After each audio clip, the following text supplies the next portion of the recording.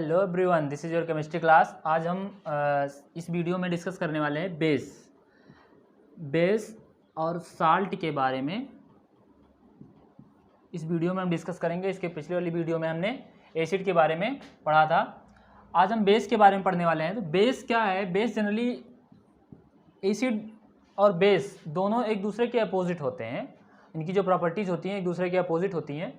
Acid था कि वो पानी में घुलने के बाद H+ देता था, लेकिन बेस जो होता है, बेस पानी में घुलने के बाद OH- देता है।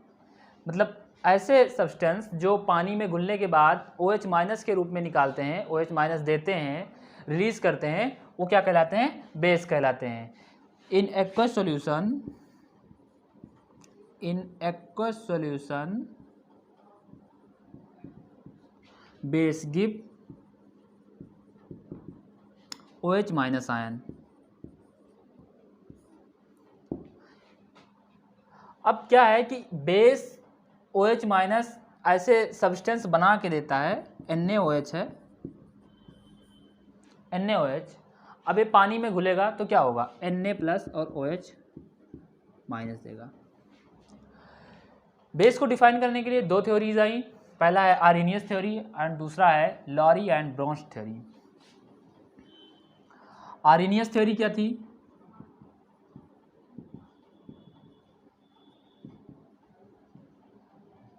आर्हेनियस थ्योरी क्या थी? आर्हेनियस थ्योरी में बताया गया कि जो बेस होता है वो पानी में घुलने के बाद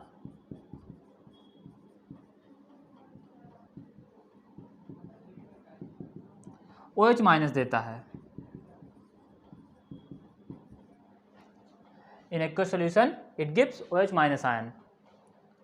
तो ऐसा हुआ कि कुछ एटम्स, कुछ मॉलिक्यूल्स तो ऐसे थे जो बेस के, जिनके पास OH- था तो वो दे देते थे जनरली, बढ़िया आसानी से इजीली दे देते थे। लेकिन कुछ ऐसे भी बेस पाए गए जिनके पास OH- होता ही नहीं था। जैसे मान लो अभी हम NaOH की बात करें तो NaOH एक बेस है और इसके पास OH आयन है भी। ये चाहेगा तो पानी में घुलने के बाद दे देगा, लेकिन जिसके पास होगा ही नहीं OH-, ऐसे भी कुछ बेस पाए जाते हैं जिनके पास OH नहीं होता है। तो जब ऐसे बेस की बात करते हैं तो उनके लिए लॉरी एंड ब्रोंश की थ्योरी है। जैसे मान लो NH3 है, ये अमोनिया एक बेस है, बट देखो यहाँ पे NH3 N के पास सिर्फ 3 हाइड्रोजन एटम है, तो ये OH- कहाँ से दे सकता है भाई? जब इसके पास खुद है ही नहीं OH तो ये देगा कैसे? तो अमोनिया जब रिएक्शन करता है, अमोनिया के पास ये रूल फॉलो करने के लिए कोई भी रीजन नहीं है कि आर्हेनियस रूल फॉलो करे, OH- दे। OH- नहीं दे सकता क्योंकि NH3 के पास OH- है ही नहीं, तो ये दे भी नहीं सकता। तो इसके लिए कुछ इस तरह के एक्सेप्शन के लिए लॉरी एंड ब्रोंश की थ्योरी आई। लॉरी एंड ब्रोंश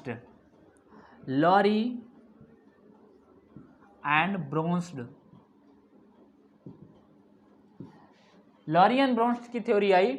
उन्होंने कहा कि जो मॉलिक्यूल्स, जो कंपाउंड लोन पेयर डोनेट करते हैं या इलेक्ट्रॉन देते हैं, वे क्या कहलाते हैं? बेस कहलाते हैं। Lone pair donator are base. ये लॉरी एंड ब्रोंश ने थ्योरी दी थी कि जिनके पास लोन पेयर होता है। ये कैसे करते हैं? देखो मान लो हमने नाइट्रोजन लिया, NH3, इसका कंपाउंड बना अमोनिया। नाइट्रोजन के पास हम 5 इलेक्ट्रॉन होते हैं, 5 इलेक्ट्रॉन नाइट्रोजन के पास होते हैं। हम इसको बता चुके हैं आपको, कोवैलेंट बॉन्ड, बॉन्डिंग में सारा बता चुके हैं कि कैसे बॉन्डिंग होता है, आयनिक बॉन्ड, कोवैलेंट बॉन्ड, ये सब बता चुके हैं, कोऑर्डिनेशन बॉन्ड। तो इसमें देखो क्या है कि ये लोन पेयर बच रहा है इसके पास, नाइट्रोजन के पास एक लोन पेयर बच रहा है। लोन पेयर एक इलेक्ट्रॉनों की ही नंबर्स होते हैं, नंबर्स ऑफ इलेक्ट्रॉन होते हैं जो कि बॉन्डिंग में पार्टिसिपेट नहीं करते हैं, उन्हें लोन पेयर कहा जाता है। तो नाइट्रोजन के पास एक लोन पेयर है, यानी 2 इलेक्ट्रॉन इसके पास एक्स्ट्रा है। अब क्या करेंगे कि ये अपना 2 इलेक्ट्रॉन किसी भी मॉलिक्यूल या किसी भी एटम को दे सकते हैं। तो बेस जनरली यही होते हैं कि जो लोन पेयर डोनेट कर सकें, जो लोन पेयर दे दें, वो कहलाते हैं बेस। ये लॉरी एंड ब्रोंश ने कहा था, क्योंकि यहाँ पे कुछ बेस ऐसे पाए गए जिनके पास OH- नहीं है इसलिए लॉरी एंड ब्रोंस्ट ने ये नई थ्योरी इनको दी। तो lone pair donator are base कहलाते हैं। ठीक है,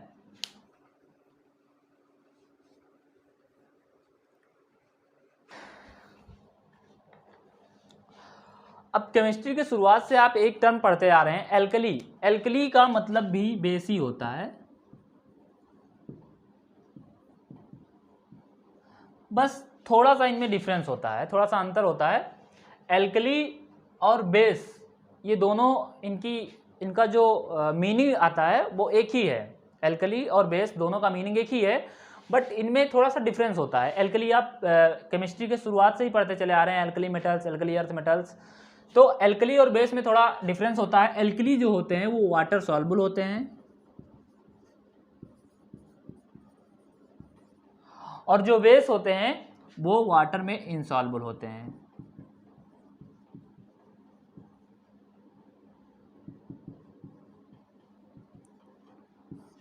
तो यहाँ पे एल्कली और बेस, ये बेटा थोड़ा डिफरेंस इनके बीच में ध्यान रखना।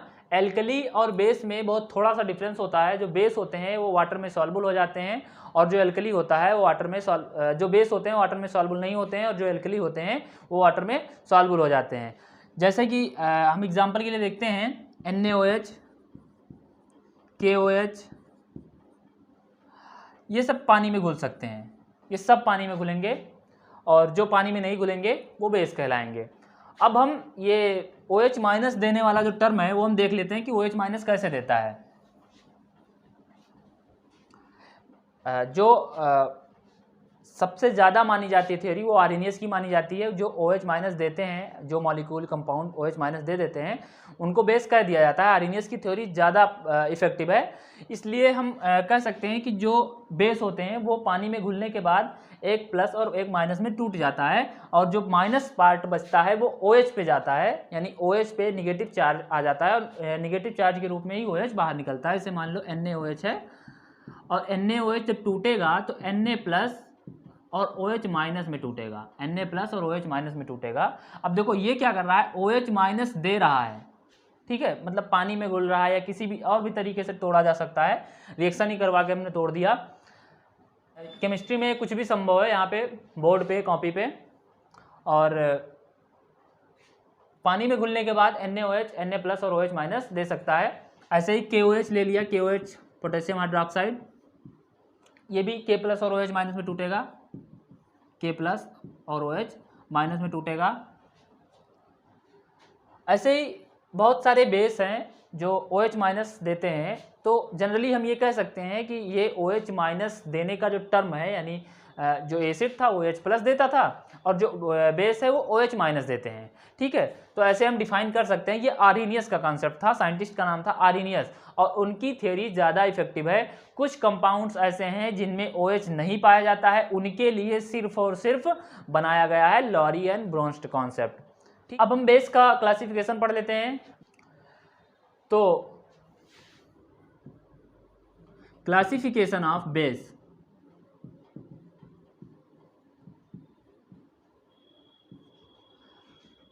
सबसे पहले हम इनके स्ट्रेंथ के अकॉर्डिंग क्लासिफाइड करते हैं। Classification on the basis of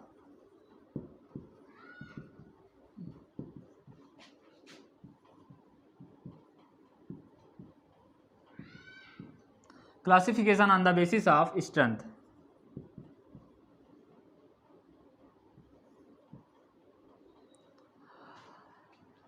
इसमें भी वही पुराना term, strong base and big base, strong base and weak base.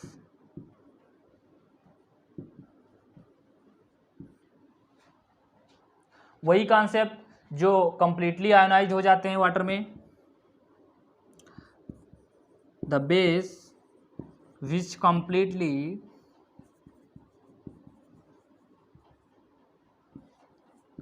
ionized in water are strong base,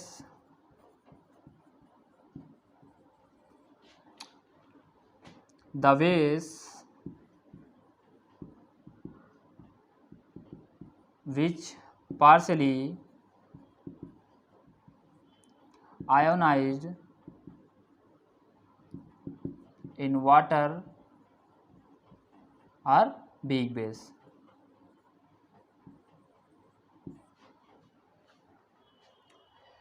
अब स्ट्रॉन्ग बेस हम मान लेते हैं जो पानी में घुलने के बाद OH माइनस पूरी तरीके से टूट जाए, जो प्लस और माइनस का इनके बीच में जो कॉम्बिनेशन है वो पूरी तरीके से बराबर इक्वल तरीके से टूट जाए, वो स्ट्रॉन्ग बेस होगा। और जो वीक बेस होता है वो पार्शली टूटे, पूरी तरीके से फुल्ली आयोनाइज्ड ना हो, उसमें कुछ फुल्ली आयोनाइज्ड ना होने का मतलब ये है कि उनका पार्शियल भाग टूट जाए और बाकी भाग प्लस या माइनस में बचा रह जाए, वो होगा वीक बेस।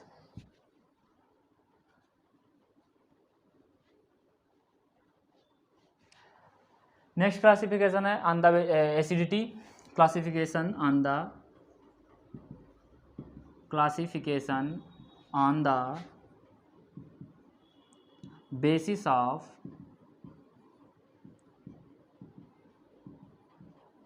एसिडिटी। एसिडिटी के बेस पे हम क्लासिफाइड करेंगे तो इनको 3 भागों में क्लासिफाई कर सकते हैं। पहला है मोनो एसिडिक, दूसरा है डाई एसिडिक और तीसरा है ट्राई एसिडिक। ये mono acidic, di acidic, tri acidic, पहली बात तो ये एसिडिक प्रॉपर्टी जो है वो बेस में आई कहाँ से, जो जितना ज़्यादा OH माइनस दे सकता है, जितने नंबर ऑफ OH माइनस दे सकता है वो क्या होगा, उतना ही ज़्यादा उस कैटेगरी में आ जाएगा। तो OH कोई भी कंपाउंड है तो OH या फिर सिंगल जुड़ा होगा उसके साथ, या फिर डबल OH जुड़ा होगा, या फिर ट्रिपल OH जुड़ा होगा। तो जो OH देने की कैपेसिटी है वो डिसाइड करती है इनकी एसिडिटी। तो मोनो एसिडिक जो होते हैं वो सिर्फ एक OH minus only give 1 OH minus, उन्हें मोनो एसिडिक कहते हैं। जैसे कि हम एग्जांपल के लिए देख सकते हैं NaOH। अब देखो NaOH के पास केवल एक OH है और एक OH दे देगा OH माइनस के रूप में। यहीं पे अगर डाई एसिडिक की बात करें तो डाई का मतलब 2 होता है, तो जो 2 OH माइनस दे, डाई एसिडिक क्या होता है, जो 2 OH माइनस देता हो, जैसे MgOH का होल्ट है, मिल्क ऑफ मैग्नीशिया, ये हम अभी पढ़ने वाले हैं। MgOH का उपयोग हम एंटासिड में करते हैं, जब एसिडिटी होती है तो MgOH का प्रयोग करके उसे न्यूट्रल किया जाता है। ट्राई एसिडिक क्या है, जो 3 OH माइनस दे दे, है ना, जो 3 OH माइनस दे दे उसे ट्राई एसिडिक कहते हैं। जैसे हम एग्जांपल के लिए देख सकते हैं AlOH का होल थ्राइस। अब देखो इनका क्लासिफिकेशन बहुत ही आसान है, बहुत आसानी से समझ सकते हैं। मोनो एसिडिक में सिर्फ एक OH माइनस जुड़ा हुआ है, आई मीन अभी तो ये कंपाउंड फॉर्म में है तो ये न्यूट्रल है, बट अभी इनको जब तोड़ेंगे तो ये OH माइनस और प्लस में टूट जाएंगे, यानी Na प्लस और OH माइनस में टूटेगा। जब हम NaOH को तोड़ेंगे तो Na प्लस और OH माइनस में टूट जाएगा। लेकिन जब हम बात करेंगे MgOH की तो Mg plus 2 plus OH minus 2, दोनों चार्ज को हम एक साथ कंटेन कर लेंगे तो OH माइनस 2 हो जाएगा। अब देखो यहाँ पे OH जो है 2 OH मॉलिक्यूल दे रहा है, 2 OH के मॉलिक्यूल दे रहा है। और यहाँ पे ट्राई एसिडिक में क्या होता है कि 3 OH मॉलिक्यूल देगा, जैसे Al प्लस 3 में टूटेगा और OH माइनस 3 में टूटेगा। तो OH के जो मॉलिक्यूल हैं देखो यहाँ पे 3 हैं, यहाँ पे OH के मॉलिक्यूल है 2 हैं डाई एसिडिक में। मोनो एसिडिक में OH के जो मॉलिक्यूल हैं वो सिर्फ एक है।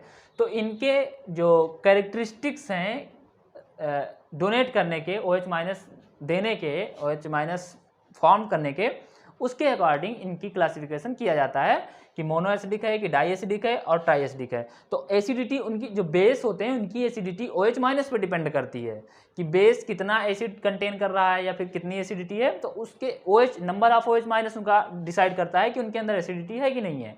तो जिसके अंदर जितने OH माइनस जुड़े हुए हैं वो उस कैटेगरी का एसिडिक है। तो मोनो एसिडिक, डाई एसिडिक और ट्राई एसिडिक 3 प्रकार के एसिडिक मोनो एसिडिक बेस हैं, ये सब के सब बेस हैं। तो mono acidic base, di acidic base और ट्राई एसिडिक बेस भी लिख लो, mono acidic base, di acidic base और ट्राई एसिडिक बेस। बेस के टर्म में एसिड का यूज सिर्फ इसलिए हुआ है कि जो OH माइनस देने की टेंडेंसी है, यानी OH माइनस जो निकाल रहा है वो इनकी एसिडिटी डिसाइड करता है। तो बेस एसिडिटी के according mono acidic, di acidic और ट्राई एसिडिक होते हैं। इनके एग्जाम्पल्स ये हैं, नोट कर लो।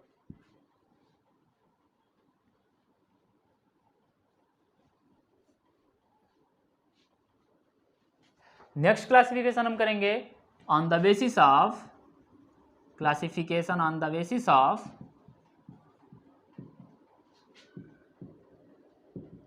Basis of alkali. तो एल्कली जो होते हैं वो कंसंट्रेट हो सकते हैं और डाइल्यूट हो सकते हैं। कंसंट्रेट एल्कली और डाइल्यूट एल्कली।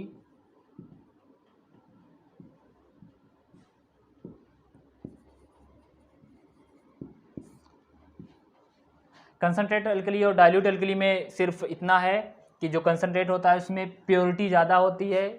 हमने कंसंट्रेट और डाइल्यूट के बारे में पिछली वीडियो में अच्छे से डिस्कस किया था कि जो कंसंट्रेट होता है उसमें प्योरिटी ज़्यादा होती है, डाइल्यूट में वाटर ऐड कर दिया जाता है, यानी उनकी प्योरिटी को थोड़ा डिस्टर्ब कर दिया जाता है। डाइल्यूट जो होता है वो रिएक्टिव भी कम होता है कंसंट्रेट के कंपैरिजन में। तो डाइल्यूट एल्कली और कंसंट्रेट एल्कली होते हैं जो इनके एल्कली के अकॉर्डिंग क्लासीफाई कर सकते हैं। जो ज़्यादा पावरफुल है, ज़्यादा वर्क करता है, ज़्यादा रिएक्टिव है बेस, तो वो कंसंट्रेट हो सकता है। अगर उसकी रिएक्टिविटी कम कर दी गई है, उसी बेस की रिएक्टिविटी कम कर दी गई है, जैसे मान लो हम NaOH की बात करते हैं, तो NaOH प्योर NaOH अगर रखा हुआ है कहीं पे, सोडियम हाइड्रोक्साइड रखा हुआ है प्योर, बिल्कुल करीब 95% उसमें प्योरिटी है, तो कंसंट्रेट NaOH है।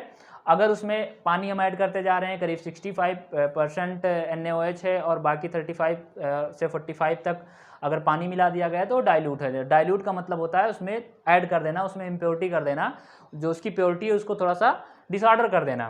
तो डाइल्यूट एल्कली जो होता है और कंसंट्रेट एल्कली होता है, डाइल्यूट से कंसंट्रेट एल्कली ज़्यादा पावरफुल होता है, ज़्यादा रिएक्टिव होता है।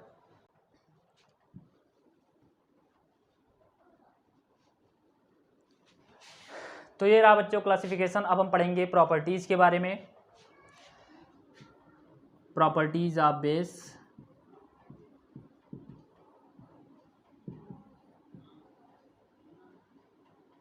प्रॉपर्टीज ऑफ बेस, और प्रॉपर्टीज में पहला पढ़ेंगे physical properties. Physical properties, physical properties में हम पढ़ने वाले हैं, पहला प्रॉपर्टी इनका है कि ये बिटर टेस्ट के होते हैं। बिटर टेस्ट के होते हैं, इनका जो टेस्ट होता है वो बिटर होता है, कड़वा सा लगता है। हम सोडा वगैरह खाते हैं, देखते हैं कि कैसा कड़वा सा लगता है वो। दूसरी प्रॉपर्टी है सोपी टच के होते हैं। सोपी टच में होते हैं, उनको टच करने पे सॉप जैसी फीलिंग आती है, जैसे हम साबुन छू रहे हो, साबुन में खुद बेस का उपयोग किया गया है, यूज़ किया गया है, और डिटर्जेंट में बेस का यूज़ किया जाता है। हम जो सोडा खाते हैं उसमें वो तो है ही है बेस, तो सॉपी टच। और इनका जो स्टेट होता है वो होता है एमार्फस क्रिस्टलाइन।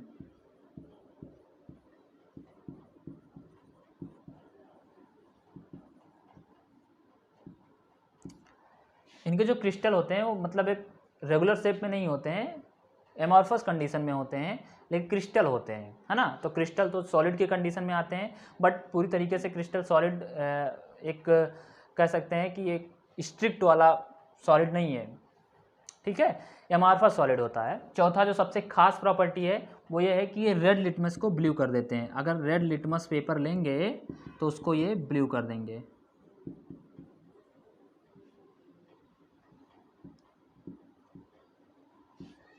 ये रेड लिटमस पेपर को ब्लू कर देंगे। जो लिटमस पेपर होता है ये खास प्रकार का पेपर होता है जिसको कुछ लाइकेंस, पर्टिकुलर लाइकेंस से बनाया जाता है। ये क्या करते हैं, एसिड और बेस की हमको आइडेंटिफाइंग कराने में ज़्यादा मदद करते हैं। आइडेंटिफाइंग, जब हम एसिड की बात करते हैं तो जो ब्लू लिटमस होता है वो रेड हो जाता है। जब हम कोई एसिड लिटमस पेपर के टच में लाते हैं तो ब्लू लिटमस रेड हो जाता है, और जब बेस हम टच कराते हैं लिटमस पेपर को तो रेड लिटमस ब्लू हो जाता है। लिटमस पेपर एक खास प्रकार का पेपर होता है जो कि लाइकेन से बनाया जाता है।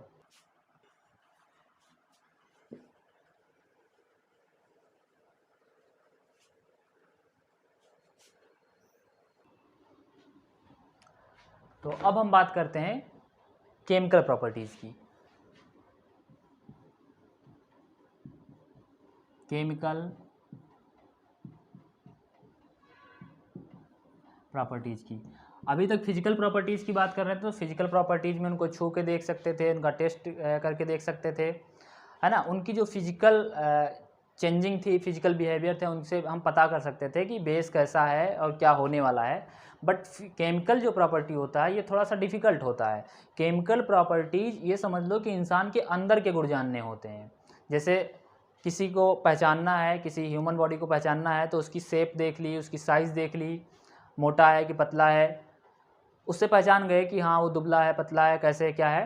बट अगर उसकी प्रॉपर्टीज़ को जानना है, वो उसका बिहेव कैसा है, उसका नेचर कैसा है, वो लोगों के साथ कैसा बर्ताव करता है, खाता क्या है, पचता क्या है उसमें, तो इसको जानने के लिए उसके इंटरनल पार्ट को हम स्टडी करेंगे। तो केमिकल प्रॉपर्टी जो होती है वो इंटरनल पार्ट की स्टडी कराती है। जो फिजिकल प्रॉपर्टी थी वो तो हम जान गए कि हाँ इसकी बॉडी कैसी है, ये कड़वा लग रहा है, NaOH या बेस जो है वो कड़वा लग रहा है, सॉपी टच में होता है, क्रिस्टलाइन फॉर्म में पाया जाएगा। लेकिन इतना इनफ नहीं है। उसके लिए क्या करेंगे, हम केमिकल प्रॉपर्टीज़ की स्टडी करेंगे। केमिकल प्रॉपर्टीज़ में उनका क्या करेंगे, रिएक्शन करवाएंगे। किसी मेटल के साथ रिएक्शन करवाएंगे, किसी हाईली रिएक्टिव मेटल के साथ रिएक्शन करवाएंगे, किसी कंपाउंड के साथ रिएक्शन करवाएंगे। फिर हम देखेंगे क्या इनके प्रॉपर्टीज़ से कुछ मैच कर रहा है, फिर उस मेटल के अकॉर्डिंग, उस मेटल को लेकर के, उस मेटल से हम कंपैरिजन करके उनकी प्रॉपर्टीज़ का स्टडी करेंगे। तो उसकी जो इंटरनल स्टडी है, अगर इंटरनल स्टडी करनी है तो हम उसकी केमिकल प्रॉपर्टीज़ को पढ़ते हैं। तो पहला केमिकल प्रॉपर्टीज़ है reaction with acid. Reaction with acid. अब देखो बेटा यहाँ पे क्या है कि जब ये एसिड के साथ रिएक्ट करता है तो जनरली हम एसिड बेस का रिएक्शन जब भी कराते हैं तो एसिड, चाहे एसिड और बेस दोनों एक दूसरे के अपोजिट कैरेक्टर के हैं। मतलब एसिड अगर चोर है तो बेस बहुत ही साधु है, बिल्कुल महात्मा है। क्या है कि इन दोनों की जो प्रॉपर्टीज़ है वो बिल्कुल अपोजिट है। तो जब दो अपोजिट चार्ज या अपोजिट प्रॉपर्टीज़ वाले कंपाउंड एक साथ मिलेंगे तो वो न्यूट्रल हो जाएंगे। ठीक है, दो अपोजिट चार्ज वाले जब एक साथ मिलेंगे तो वो न्यूट्रल हो जाएंगे। तो न्यूट्रल होने पे दो कंडीशन है कि या तो ये न्यूट्रल होकर के कोई रिएक्शन ना करें या फिर साल्ट बना लें। तो एसिड और बेस जब रिएक्ट करता है तो जनरली साल्ट ही बनाता है। हम एग्जांपल के लिए एक रिएक्शन करके देखते हैं। मान लो हमने HCl ले लिया।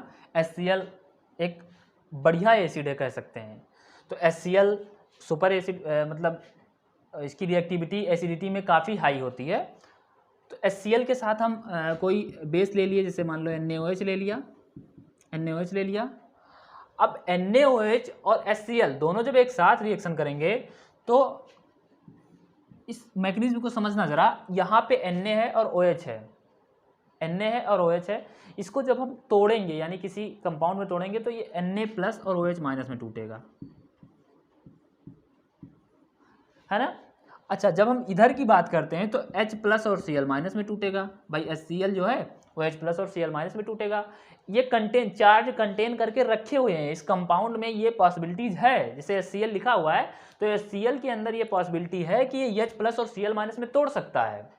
NaOH है तो NaOH के पास ये पॉसिबिलिटीज़ है कि Na+ और OH- में तोड़ सकता है। इसके पास ये कंटेन करके इसने रख रखा है। फिर ये क्या करेंगे कि जब प्लस और माइनस, यहाँ पे जो सोडियम है बेटा वो काफ़ी ज़्यादा पॉजिटिव चार्ज है, भाई ज़्यादा रिएक्टिव है। हमने बताया था ना पीरियोडिक प्रॉपर्टीज़ में, जब हम राइट से लेफ्ट जाते हैं तो जो एक्टिविटी होती है, रिएक्टिविटी, वो इंक्रीज़ करती है। तो सबसे फर्स्ट ग्रुप में तो सोडियम पाया जाता है और सबसे ऊपर 11 नंबर पे ही पाया जाता है। तो सोडियम की रिएक्टिविटी काफ़ी ज़्यादा है। अच्छा, हम बात करते हैं OH की। तो OH पे माइनस चार्ज, जो माइनस चार्ज आ रहा है वो ऑक्सीजन की वजह से आ रहा है। और इस क्लोरीन पे जो माइनस चार्ज आ रहा है वो, जब हम फ्लोरीन ऊपर से नीचे की तरफ जब हम आते हैं, जब पीरियोडिक टेबल में हम ऊपर से नीचे की तरफ आते हैं तो जो निगेटिविटी होती है यानी इलेक्ट्रोनिगेटिविटी वो घटती है। तो फ्लोरीन के जस्ट नीचे क्लोरीन होता है। तो फ्लोरीन से बस थोड़ी सी इसकी इलेक्ट्रोनिगेटिविटी कम होती है, लेकिन ऑक्सीजन से तो ठीक ठाक होती है, ज़्यादा ही होती है। तो जब हम बात करते हैं H की, हाइड्रोजन की, तो हाइड्रोजन पे पॉजिटिव चार्ज है, लेकिन हमने बताया था कि hydrogen most positive charge element नहीं है। इस पीरियोडिक टेबल में हाइड्रोजन सबसे ज़्यादा पॉजिटिव चार्ज एलिमेंट नहीं है। अच्छा, तो देखो इन दोनों का जो कॉम्बिनेशन है, इन दोनों का कॉम्बिनेशन है वो ठीक इसी प्रकार है कि जो सरकारी नौकरी वाले को अच्छी वाइफ मिल गई और जो बेचारा बेरोजगार था वो ऐसे ही टहल रहा है। ठीक है, तो ये क्या करेंगे, जो बेरोजगार है, ठीक ठाक है देखने में, वो अच्छी वाली लड़की के पास जाएगा। तो बस यहाँ भी यही होता है कि जो सोडियम है ये ज़्यादा रिएक्टिव है, तो ये अपने अकॉर्डिंग कोई नया पार्टनर ढूंढेगा। और जो OH है इसके पास कम निगेटिविटी है, तो ये क्या करेगा, ये भी अपने हिसाब से कोई ढूंढ लेगा, है ना। तो ये दोनों आपस में कॉम्बिनेशन इनका सही नहीं है, तो सोडियम जो है वो ज़्यादा रिएक्टिव है, तो ये क्या कहेगा कि क्लोरीन तुम आओ, तुम मेरे कंपैरिजन में हो, तुम मेरे लायक हो, ठीक है। तो सोडियम क्लोरीन को मिला लेगा, क्यों, क्योंकि सोडियम के पास सबसे ज़्यादा पॉजिटिव चार्ज है और क्लोरीन के पास इसमें मतलब OH की तुलना में सबसे ज़्यादा निगेटिव चार्ज है। तो जो अब इन दोनों का कंपैरिजन हो गया कि हाँ ये क्लोरीन ज़्यादा निगेटिविटी कंटेन करता है, OH कम निगेटिविटी कंटेन करता है, और सोडियम ज़्यादा पॉजिटिविटी कंटेन करता है, हाइड्रोजन कम पॉजिटिविटी कंटेन करता है। तो सोडियम क्या कहेगा क्लोरीन से कि क्लोरीन को हम मिला लें, अपने पास रखें, भाई सुपर चीज़ को सुपर लोग ही रखते हैं। OH के पास कम निगेटिविटी है तो हाइड्रोजन लेके चला जाएगा, और ऐसे में क्या होगा कि ये दोनों हो जाएंगे न्यूट्रल। जहाँ इन दोनों की शादी हुई ये दोनों हो गए न्यूट्रल। ना सोडियम कहेगा मैं बहुत ज़्यादा पावरफुल हूँ, और ना क्लोरीन कहेगा कि मैं ज़्यादा पावरफुल हूँ, क्योंकि क्लोरीन के अंदर निगेटिविटी वाला पावर सबसे ज़्यादा है और सोडियम के अंदर पॉजिटिविटी। मतलब अब दोनों अपोजिट चार्ज वाले एक दूसरे को मिल गए, और अब ये कुछ नहीं करने वाले हैं, कहेंगे हम भैया न्यूट्रल हैं, हमसे कोई मतलब नहीं है, हमारे पास ना कोई चार्ज है, जो चार्ज था वो हमारी वाइफ ने यानी क्लोरीन ने ले लिया। क्लोरीन क्या कहेगी, मेरी जो निगेटिविटी थी वो हमारे सोडियम जी ने ले लिया, तो NaCl हो जाएगा न्यूट्रल साल्ट, और क्या बनाएगा, साल्ट बनाएगा। साल्ट क्या है, न्यूट्रल है, मतलब प्लस और माइनस का कॉम्बिनेशन है। और भी इसमें कुछ बचता है, OH बचा और इधर का एक H बचा, ये दोनों भी अब हैं, तो मतलब इनके अंदर भी इन्होंने भी किया है, भले ही अपने ही जोड़ीदार ढूंढा है, लेकिन ढूंढा तो इन्होंने भी है, लेकिन जब ये दोनों भी मिलेंगे तो ये हो जाएंगे न्यूट्रल, H2O वाटर बना लेंगे, ठीक है। अब देखो दोनों हाईली रिएक्टिव, एक बढ़िया सुपर एसिड था, मतलब अच्छा खासा उसके अंदर एक्टिविटी था, रिएक्टिविटी था, एक सुपर बेस था, अच्छा खासा बेस था, दोनों एक दूसरे को एक्सचेंज कर लिए, जो उनके अंदर जो मेन प्रॉपर्टीज थी, जो मेन सुपीरियर था, जिसकी वजह से वो दोनों से निकाल करके इकट्ठा हो गए, और इकट्ठा होने के बाद NaCl यानी साल्ट बना लिए। अब इनका जो प्रॉपर्टी था वो खत्म, जो इनके अंदर रिएक्टिविटी थी वो खत्म। जब ये फिर टूटेंगे फिर हो जाएंगे, ऐसा नहीं है, लेकिन जब तक ये साथ रहेंगे तब तक वो प्रॉपर्टी काम नहीं करने वाली है। मतलब ये समझ लो कि शादी होने के बाद दोनों एक दूसरे से डर गए, हस्बैंड था वो वाइफ से डर गया, वाइफ था जो हस्बैंड से डर गया। बस NaCl में भी यही है कि Na ना ज़्यादा रिएक्टिव करेगा और ना Cl करेगा, OH भी ठीक ऐसे ही करेगा। दूसरा हम प्रॉपर्टी देखते हैं केमिकल, दूसरी रिएक्शन है केमिकल प्रॉपर्टी में, reaction with carbon dioxide, reaction with carbon dioxide यानी CO2। तो हम देखते हैं रिएक्शन विद कार्बन डाइऑक्साइड, हम NaOH को रिएक्ट करवाते हैं CO2 से। तो यहाँ पे दरअसल इसको बैलेंस करने के लिए हम 2 मोल NaOH लेते हैं, 2 गुना NaOH लेते हैं, CO2 एक ही मोल रहता है। इनको रिएक्ट करवाने के लिए क्या करते हैं कि ये जो सोडियम है, ये सोडियम सीधा यहाँ पे OH माइनस है और ये CO2 है, ये OH माइनस 2 है, 2 OH माइनस है, तो यहाँ से एक ऑक्सीजन ये कंटेन कर लेगा, फिर इसके ऊपर आ जाएगा माइनस चार्ज, फिर क्या होगा कि Na2CO3 बना लेगा, Na2CO3 बना लेगा और प्लस H2O बना लेगा, H2O दोनों न्यूट्रल। ये सोडियम कार्बोनेट है, सोडियम कार्बोनेट, और ये है वाटर। जब कार्बन डाइऑक्साइड के साथ बेस रिएक्ट करेगा तो सोडियम कार्बोनेट और वाटर बनाएगा। जब सोडियम हाइड्रोक्साइड, जब कोई और बेस मान लो यहाँ पे NaOH की जगह पर KOH है, तो सोडियम कार्बोनेट नहीं प्रोड्यूस करेगा, वो क्या होगा, हम उसको कह सकते हैं मेटेलिक कार्बोनेट, या कार्बोनेट के कोई कंपाउंड यूज़ करेगा। तो हम कह सकते हैं कि ये बेस जब रिएक्ट करता है कार्बन डाइऑक्साइड के साथ, मतलब CO2 के साथ, तो हमको मिलेगा कार्बोनेट यानी या मेटल कार्बोनेट प्लस वाटर मिलेगा। मतलब ये आप अपनी तरीके से कर सकते हैं। अगर NaOH की जगह पे मान लो इसे KOH है और यहाँ पे CO2 आ गया, तो अब देखो यहाँ भी 2 मोल लेंगे, जो बेस लेंगे वो 2 मोल लेंगे। फिर इसको जब रिएक्शन करवाएंगे तो 2 KOH और CO2 मिलाएगा तो बन जाएगा K2CO3 प्लस H2O। देखो यहाँ पे सोडियम था और यहाँ पे K2 यूज हो गया है, ठीक है। तो बहुत ज़्यादा डिफरेंस नहीं आने वाला है। जब कार्बन डाइऑक्साइड के साथ हम बेस का रिएक्शन करवाएंगे तो बेस रिएक्ट करने में मेटल कार्बोनेट ही प्रोड्यूस करेगा, ठीक है। तो ये यहाँ पे जो भी बेस हो उस बेस का हम यूज़ करेंगे, कार्बन डाइऑक्साइड के साथ रिएक्शन करवाएंगे, बहुत सिंपल सा ट्रिक है। फिर उसके बाद में मेटल कार्बोनेट हम प्रोड्यूस करवा देंगे और वाटर। तो ये रिएक्शन देखो, ये रिएक्शन जो करवा रहे हैं बेटा ये निश्चित रिएक्शन है, सब डिफिनिट है।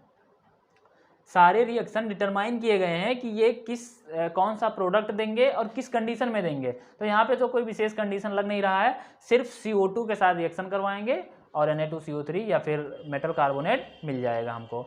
नेक्स्ट हम देखते हैं रिएक्शन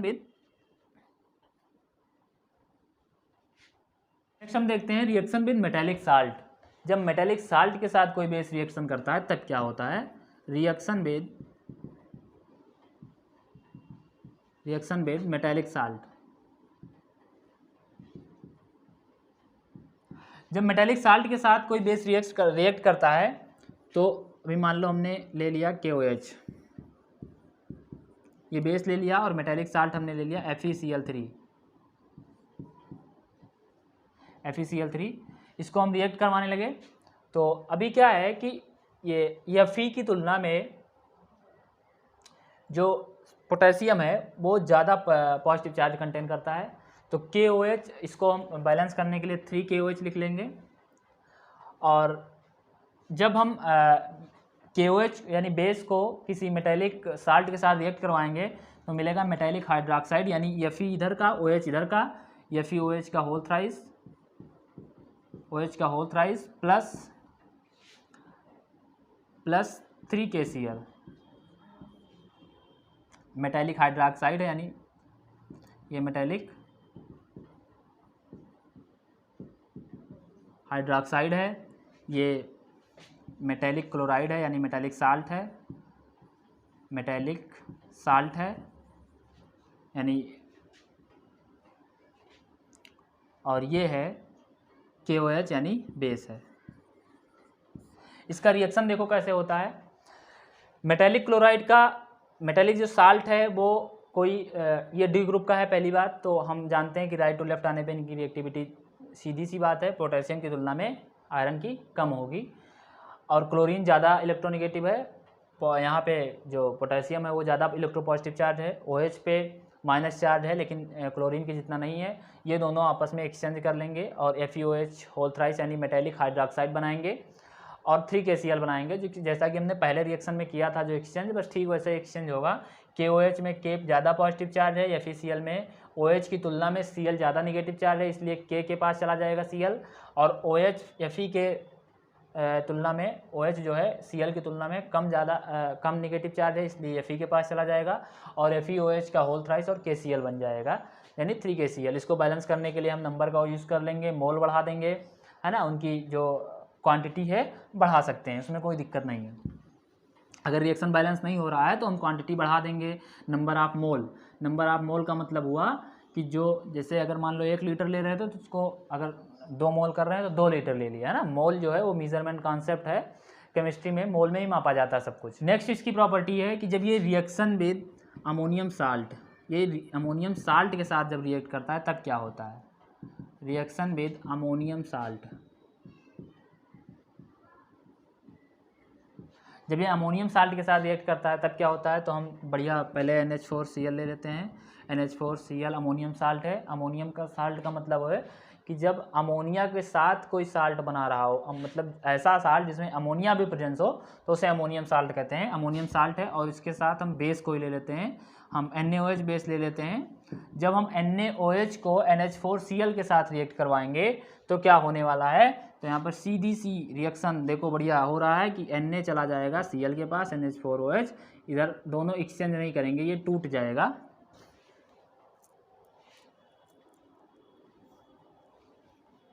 यहाँ पे क्या होने वाला है कि Na चला जाएगा Cl के पास, सीधा सा रिएक्शन होगा NaCl प्लस NH4 बचा है और OH यानी H2O plus NH3, H2O plus NH3। अब देखो हम कह सकते हैं कि जब अमोनियम साल्ट, ये अमोनियम साल्ट है, जब अमोनियम साल्ट किसी बेस के साथ रिएक्ट करता है, तो साल्ट, ये साल्ट है, salt plus water plus ammonia निकलता है।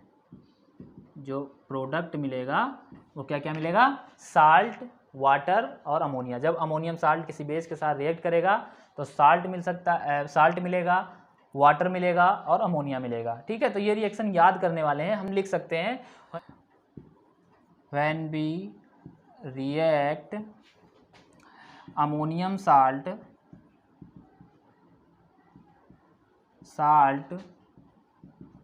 with base we get salt, water and ammonia। हम जब रिएक्ट करवाते हैं अमोनियम साल्ट को किसी भी बेस के साथ तो क्या मिलता है? वाटर मिलता है, अमोनिया और साल्ट मिलता है। तो ये केमिकल प्रॉपर्टीज़ कंप्लीट होती है।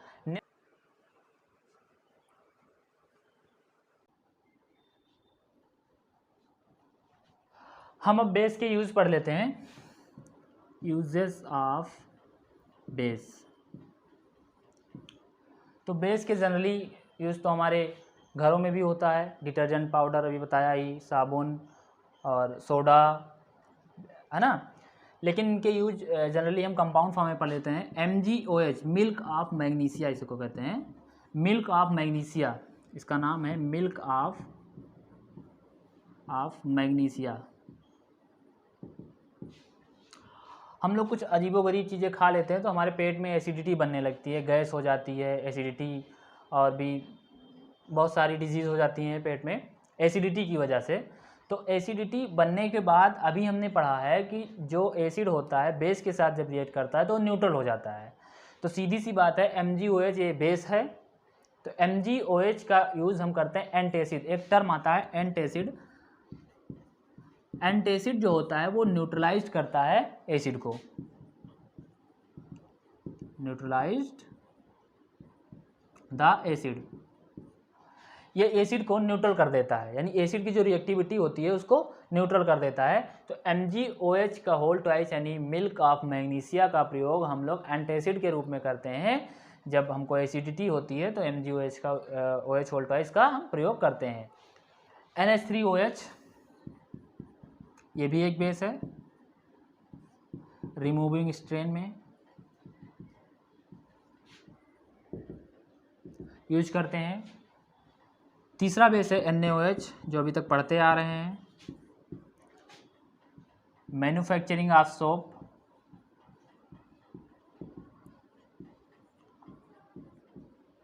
साबुन बनाने में काम आता है। NaOH का प्रयोग हम लोग साबुन बनाने में करते हैं। KOH, इस बेस का यूज़ हम साबुन बनाने में, बैटरी बनाने में करते हैं, साबुन बनाने, बैटरी बनाने में करते हैं। ठीक है, तो ये कुछ बेस हैं जिनके यूज़ हम जानते हैं। किसी को एसिडिटी है, MgOH होल ट्वाइस घटक लो। एक और भी जो बेकिंग सोडा होता है, बेकिंग सोडा का यूज़ हम लोग करते हैं। मान लो कभी एसिडिटी होती है तो घर वाले सलाह देते हैं या फिर डॉक्टर सलाह देते हैं कि इनो पी लो। इनो में क्या है? बेकिंग सोडा ही रहता है। वो जा कर के, और बेकिंग सोडा एक बेस है, बेस जा कर के एसिड को न्यूट्रल कर देता है। तो उसकी जो एसिडिटी की जो एक्टिविटी होती है वो कम हो जाती है या फिर ख़त्म हो जाती है, यानी न्यूट्रल हो जाता है ना, वो एसिड रह ही नहीं जाता है। तो बेकिंग सोडा का यूज़ हम लोग मेडिसिन के रूप में भी करते हैं और घरों में खाना बनाने में, कुछ डिशेस बनाने में भी इसका प्रयोग किया जाता है बेकिंग सोडा का। अब हम पढ़ते हैं एसिडिक एंड बेसिक नेचर। इनका नेचर क्या होता है इसमें पढ़ेंगे। pH, power of hydrogen. Acidic and basic nature, acidic and basic nature, और इसमें पढ़ेंगे pH पावर ऑफ हाइड्रोजन। इसकी डिफिनीशन है, सॉल्यूशन में हाइड्रोनियम आयन का मैग्नीट्यूड कितना ज़्यादा कंसंट्रेशन प्रेजेंट है वो लॉग के अकॉर्डिंग यानी log 10 के अकॉर्डिंग हम डिसाइड करते हैं। तो pH वैल्यू क्या है, pH स्केल होता है, pH एक स्केल है। इस pH स्केल में 14 नंबर होते हैं, pH स्केल में 14 नंबर होते हैं। ये एक स्केल ऐसे बनती है और इस स्केल में 14 नंबर होते हैं। बीच में जो होता है वो 7 होता है, इधर फिर 6, 5, 4, 3, 2, 1, इधर 8, 9, 10, 11, 12, 13 और 14, 1 से लेकर के 14 तक नंबर होते हैं। जो 7 pH स्केल आता है, जो 7 नंबर पे आता है वो होता है न्यूट्रल। मतलब किसी का अगर pH 7 आ रहा है तो वो है न्यूट्रल, और जब 7 से डिक्रीजिंग ऑर्डर में मतलब 6, 5, 4, 3, 2, 1 की तरफ चलते हैं तो एसिडिटी बढ़ती है, तो ये होता है एसिड। और जब हम इसके इंक्रीजिंग ऑर्डर में चलते हैं तो ये होता है बेस। तो हम कह सकते हैं कि जब 7 से 1 की तरफ चलता है, मतलब pH आ गया किसी का, मान लो 3 आ गया, 2 आ गया, 5 आ गया, तो वो क्या है, एसिड है। अच्छा, जिसका जितना कम pH होगा वो उतना ही ज़्यादा एसिडिक होगा। और जब बेस के आते हैं तो सीधा इसका उल्टा होता है। pH स्केल में जो 7 के ऊपर नंबर्स आते हैं उनमें हम बेस का डिसाइड इस तरह करते हैं कि जितना ज़्यादा अधिक नंबर आएगा उतना ज़्यादा वो बेसिसिटी है उसमें, और अगर 7 नंबर आ रहा है तो वो क्या होगा, न्यूट्रल होगा। अब इसका हम इससे pH स्केल से हम डिसाइड कर सकते हैं कि जो कंपाउंड है, जो सॉल्यूशन है, वो एसिडिक है कि बेसिक है या फिर न्यूट्रल है। कैसे उसका pH हमको पता चल जाएगा, उसका कंसंट्रेशन हाइड्रोनियम आयन पता चल जाएगा।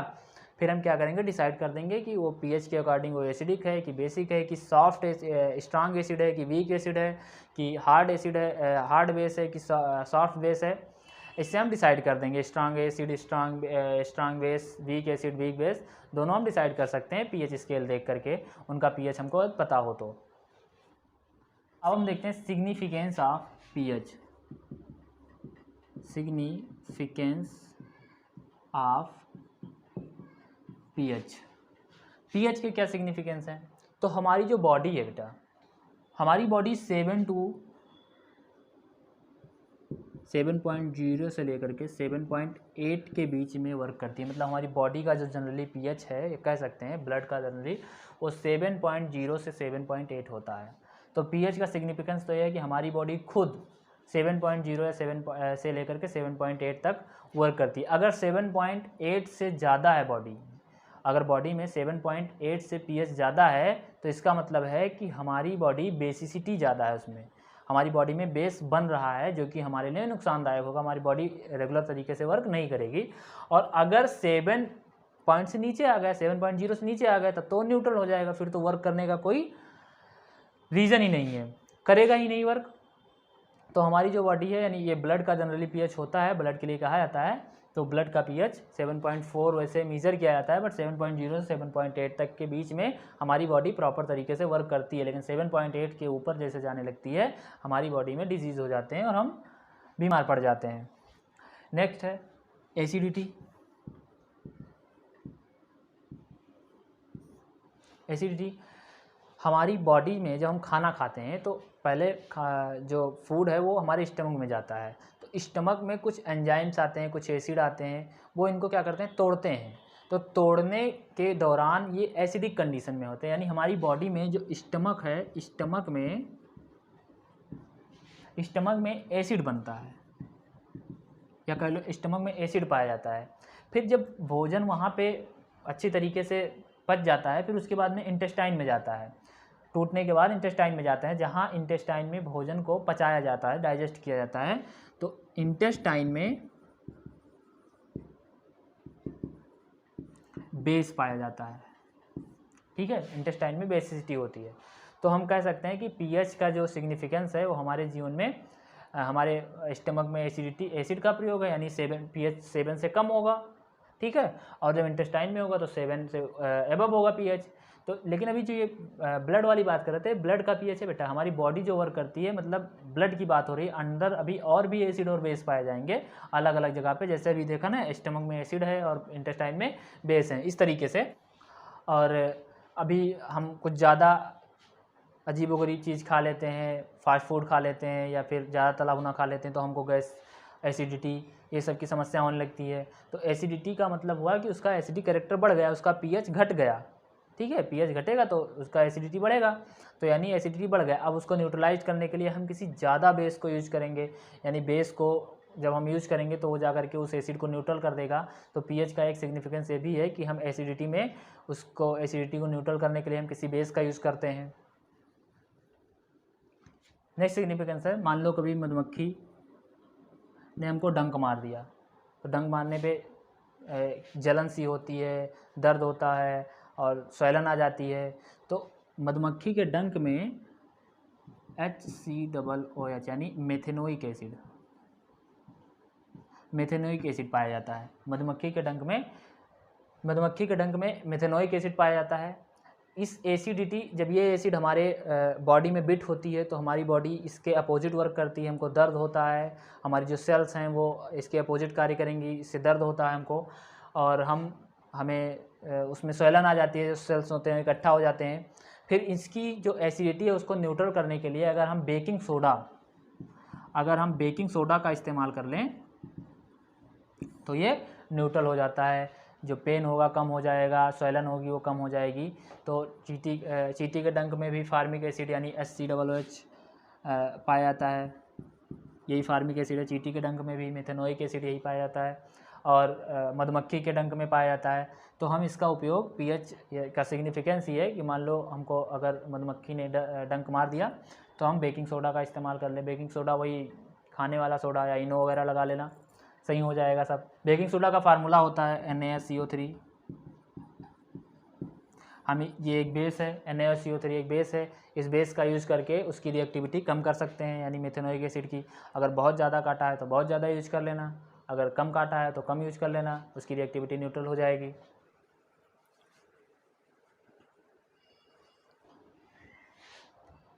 और अब हम फाइनली बेस पे बात करते हैं इंडिकेटर। इंडिकेटर का मतलब होता है इंडिकेट करना, एक ऐसा सब्सटेंस जो हमको इंडिकेट कर दें कि कोई सब्सटेंस एसिड है या बेस है, उसे क्या कहते हैं, इंडिकेटर। इंडिकेटर में हमको पता चलता है कि कोई सब्सटेंस एसिड है कि बेस है। तो सबसे पहले इंडिकेटर का प्रयोग हम लिटमस का ही करते हैं। Litmus paper, blue to red, red to blue हो जाता है एसिड और बेस के टर्म में। दूसरा है मेथिल ऑरेंज, ये भी इंडिकेटर का वर्क करता है। तीसरा है टर्मरिक तो बढ़िया घर में है ही है, अभी जा कर के एक्सपेरिमेंट करना। टर्मरिक पे बेस जब हम डालते हैं तो टर्मरिक येलो कलर से रेड कलर की हो जाती है, तो ये इंडिकेट करती है कि वो किसी बेस के टच में आई है। तो टर्मरिक ले जाना और साबुन के साथ बढ़िया खेलना, देखना अभी लाल हो जाएगा। रेड खूब जादू दिखाओ, मोहल्ले वाले के बच्चों को बुलाओ और बोलो आओ हम जादू दिखाते हैं। तो बढ़िया हल्दी को रेड बना दो, हल्दी को रेड बनाते रहो, उसी में बढ़िया बेस का यूज करते रहो, रेड बनाते रहो, जादू दिखाते रहो। देखो अभी बाबा जी जादू करेंगे और रेड हो जाएगा, हल्दी कर दो, ठीक है। तो ये रहा बेस बेटा।